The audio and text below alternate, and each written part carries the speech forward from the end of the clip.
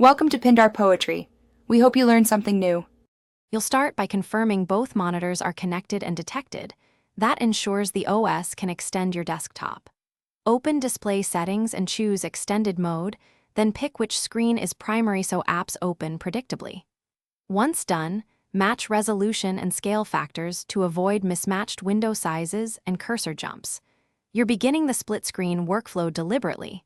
This reduces glitches later, and it explains why window snapping behaves consistently when you Now arrange your windows. Drag a window to the left or right edge of a monitor, or use keyboard shortcuts like Windows key plus arrow keys to snap precisely.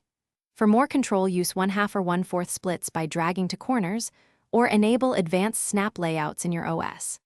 Make sure taskbar or dock behavior won't steal focus when you move between screens, and customize hotkeys so you can quickly shift apps without interrupting the game or stream. This saves time and keeps layout stable. Finish by optimizing performance.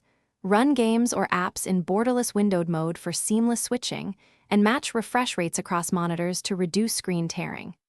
Update GPU drivers and monitor firmware to prevent stutter or black screens. Change cables if artifacts persist.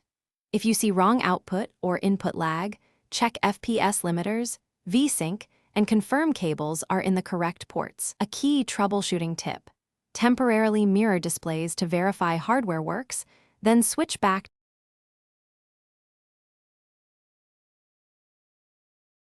Thanks for watching. Consider subscribing if we helped you.